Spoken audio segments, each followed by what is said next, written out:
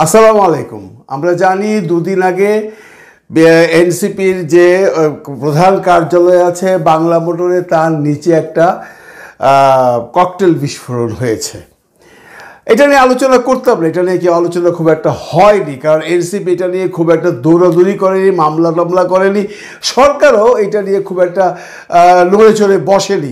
আচ্ছা বন্ধুরা, একটা জিনিস আমি প্রথমেই জিজ্ঞাসা করি আপনাদের, এই ঘটনাটা যদি আওয়ামী লীগের আমলে হতো, যে ছাত্রলীগের অফিসে বা আওয়ামী লীগের অফিসের সামনে সমস্ত নেতারা নেমেছে বা কর্মীরা নেমেছে, তখন একটা গ্রেনেড হামলা হয়েছে, কয়টা ক্ষয়ক্ষতি হয়েছে, কাকে মরেছে কে না মরেছে সেটা বড় ব্যাপার না, হামলা হয়েছে, কি হতো একবার ভাবুন, কি হতো?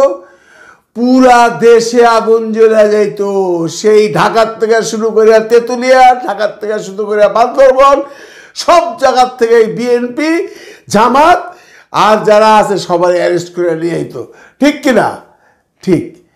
কিন্তু এই যে এনসিপির এত বড় একটা ঘটনা ঘটলো, যদি এটা খুব একটা ভাইরাল হয় নাই, বারে বারে বলতেছি, এনসিপি এটা নিয়ে খুব একটা আলোচনা করে, তারা একটা নর্মাল মামলা মনে হয় করছে। কিন্তু আমরা জানি তো বন্ধুরা যে এনসিপি বর্তমান যে সরকার আছে, ইউনূস সরকার, উনার আনুকূল্যে গঠিত, অনেকে কিংস পার্টি বলেন, হ্যাঁ হইতে পারে কিংস পার্টি, কিন্তু প্রশ্ন হচ্ছে এই যে কিংস পার্টি, এই কিংস পার্টিকে কি কিং মানে রাজা যে আছে আমাদের প্রধান উপদেষ্টা ইউনূস সাহেব ফেভার করতেছেন?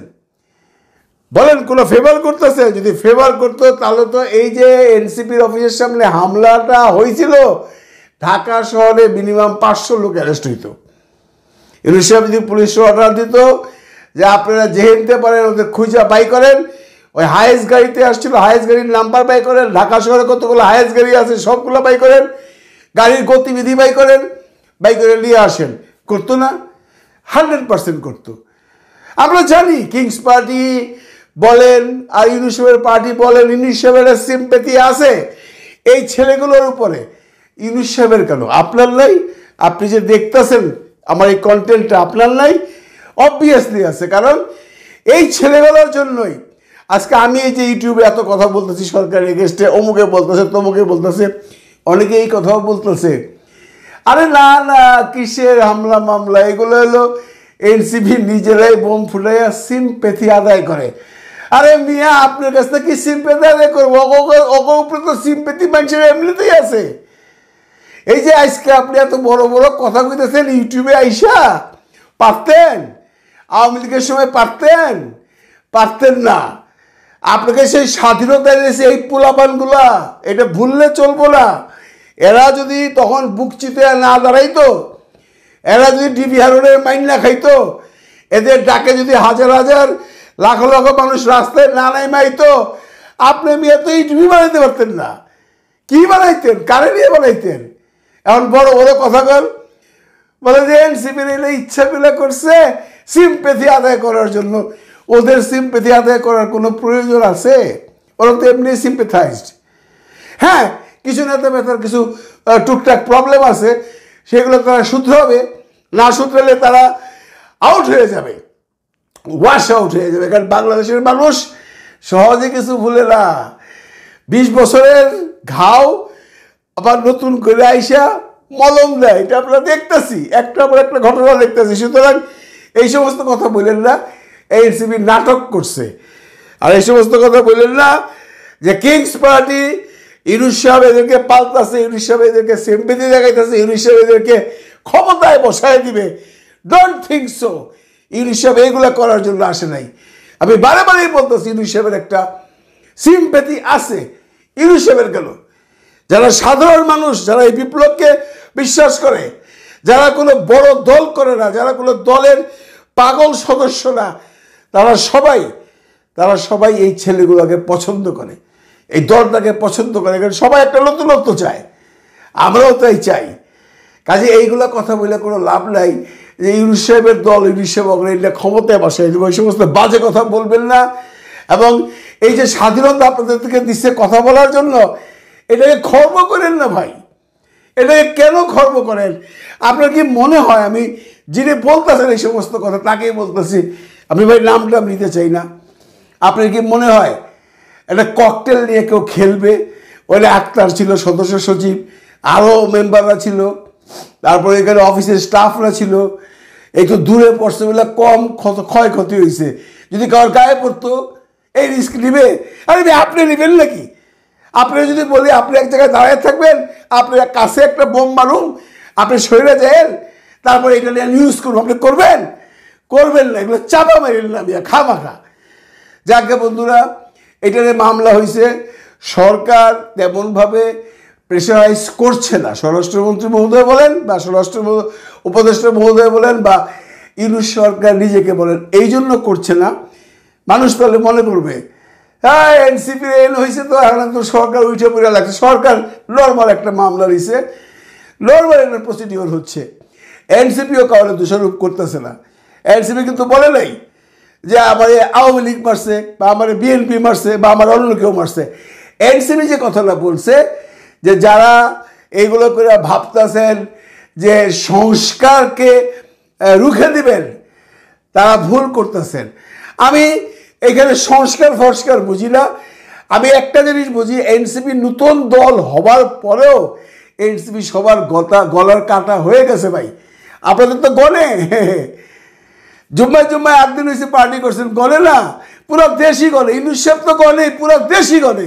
ইভেন কি বড় বড় দলগুলাও গলে। শুধু আপনাদেরকে একটা কথা বলি, এনসিপির যারা আছেন, যারা এনসিপিতে আছেন বর্তমানে উচ্চ লেভেলে, একটু ভালোভাবে চলাফেরা করেন। এই যে মহিলা সংক্রান্ত স্ক্যান্ডেল, টাকা পয়সার স্ক্যান্ডেল, এগুলোতে সবাই রেখেন লোকজনরে। এই সমস্ত লোকের জন্য এনসিপির বদনাম হবে। এনসিপি কোনো একটা ভালো পজিশনে নাও আসতে পারে যদি এগুলো কন্টিনিউ করেন। আমরা জানি সবগুলো সত্য না, কিন্তু যেটা সত্য না সেটা পাবলিককে বোঝান।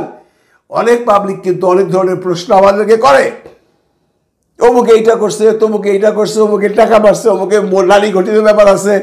এগুলো খণ্ডান আপনারা, পাবলিকরে কিন্তু তো বোঝাই পাবেন না।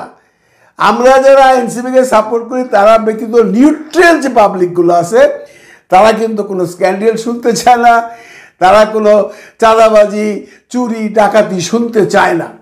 যদি কেউ করে আপনাদের দলের মধ্যে জাস্ট সেকেন্ড একদম বের করে দেন, শুদ্ধ থাকেন। কারণ আমরা চাই আগামীতে আপনারা সরকার গঠন করেন আর না করেন, বিরোধী দলে থাকেন, আমাদের মনের কথা বলেন।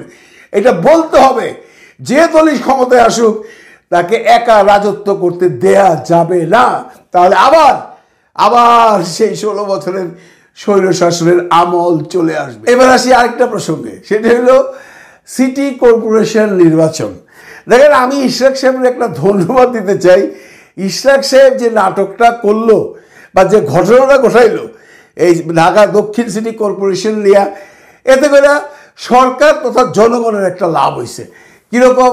আপনারা জানেন যে 5ই আগস্টের পরে এই স্থানীয় সরকারের যে সমস্ত মেম্বার, চেয়ারম্যান, সিটি কর্পোরেশনের যারা আছেন, সব যারা রাজনৈতিকভাবে ওইসব জায়গায় আদিষ্ট ছিলেন, তাদেরকে সবাইকে চেক করা হয়েছে। কারণ ওটা আওয়ামী লীগের সময় ছিল। নিয়ে কোথাও প্রশাসন দিছে, কিন্তু গ্রামে গঞ্জে, আমি আমার গ্রামে কথা বলছি, ওইখানে যে প্রশাসক বসছেন ওই ভদ্রলোক তো গ্রামের লোকজন চিনে না। গ্রামের লোকজন কিন্তু সেই সার্ভিসটা সেটা পাচ্ছে না। ইভেন কি একটা জন্ম নিবন্ধন করতে গেলেও সেই প্রশাসক মহোদয়, তাকে দোষ দিয়ে লাভ নাই। সে কোলার থেকে গেছে, ঢাকার থেকে যাক বা বরিশাল থেকে যাক বা শিখে গেছে, কাউরে চিনে না। এগুলো আগে কারা করতো? লোকাল উপজেলা চেয়ারম্যান, মেম্বার, তারা বলতো। মেম্বার বলতে আমি চিনি, মেম্বার বলতো চেয়ারম্যান সার্টিফিকেট দিত। এখন উপজেলার যে বর্তমানে সেই কি বলে প্রশাসক আছেন, উনি তো মেম্বারও নাই, তার কাছে চেয়ারম্যানও নাই, উনি কারে জিজ্ঞাসা করবে? এই জন্য সমস্ত কাজগুলো গুপলেট হয়ে গেছে। পুরা বাংলাদেশের গ্রামে গঞ্জে একটা ভয়াবহ অবস্থা। সেই জুনে নির্বাচন হবে না ফেব্রুয়ারিতে নির্বাচন হবে, মানুষ বিগত 6-7 মাস যাবৎ, 8 মাস যাবৎ কষ্টে আছে। আরও 10 মাস তাদেরকে কষ্ট দিবেন না? আল্লাহর তরফ থেকে একটা ওহী নাজিল হয়েছে যে না, এদের কষ্ট নিবারণ করার জন্য এদেরকে এখন ইলেকশন করে জনপ্রতিনিধি আনতে হবে। তো রাস্তা কোথায়? রাস্তা পাচ্ছিল না সরকার, কারণ সরকার চাপে ছিল আপনার জাতীয় নির্বাচনে। এখন ইশরাক সাহেব এই যে ঢাকা দক্ষিণ সিটির যে ঘটনাটা ঘটাইছে, এখন সরকারের টনক লড়ছে। ইশরাক সাহেবের জন্য এখন সিটি কর্পোরেশনের নির্বাচন হবে, খুব সম্ভব হবে, এরকম কথা শোনা যাচ্ছে, বিভিন্ন মিডিয়া বলতেছে। এখন যদি সিটি কর্পোরেশনের নির্বাচন হয় তাহলে স্থানীয় সরকার নির্বাচনও হবে। তাহলে আপনি বলতেই পারেন ভাই তাহলে জাতীয় নির্বাচন কবে, সে আলাপ পরে, আগে এগুলো করেন, কারণ মানুষের আর কষ্ট দেওয়া যাবে না। আমিও আমার এই ব্লগের মাধ্যমে সরকারের কাছে আহ্বান জানাচ্ছি, অতি সত্বর স্থানীয় সরকার নির্বাচনটা করেন, অন্তত সিটি কর্পোরেশন এবং লোকাল যে পৌরসভা আছে এগুলো করেন। এগুলো না করলে কি হবে জানেন, এই যে মানুষের কষ্টে আছে সরকারকে অভিশাপ দিচ্ছে, কারণ মানুষ সার্ভিস পাচ্ছে না। এইটার জন্য সমস্ত ক্রেডিট ইশরাক সাহেবের। ইশরাক সাহেব যদি আন্দোলনটা না করতো তাহলে সরকারের টনক লড়তো না, সরকারের চোখ খুলতো না, সরকার দৌড়াইতো জাতীয় নির্বাচনের পেছনে। এইটা যে একটা প্রবলেম, এটা এমনভাবে নোটিশই হইতো না। ইশরাক সাহেব এগুলো করার জন্য এই নোটিশ হয়েছে, এই নোটিশ হতে এখন ইনশাল্লাহ এই যে সিটি কর্পোরেশনের নির্বাচন হবে, তারপরে আপনার স্থানীয় সরকার নির্বাচন হবে। এখন যদি প্রশ্ন করে তাহলে জাতীয় নির্বাচন কবে, ভাই পরে হবে, পরে হবে, এটা কোনো অসুবিধা নাই, হবে তো। অনেকেই বলতেছেন বিএনপিকে মেনে নেবে, সময় বলে দিবে বিএনপি মানবে কি মানবে না। কারণ ইউনূস সাহেবের সাথে তারেক সাহেবের যে কথাবার্তা হয়েছে তাতে মনে হয় বিএনপি এখানে বাধা দেবে না, আর যদি দেয় তখন দেখা যাবে কি করে সরকার। কিন্তু এই যে পদক্ষেপটা নেওয়া হচ্ছে, স্থানীয় সরকার নির্বাচন আগে, জাতীয় নির্বাচন পরে, আমরা এইটাই চাই।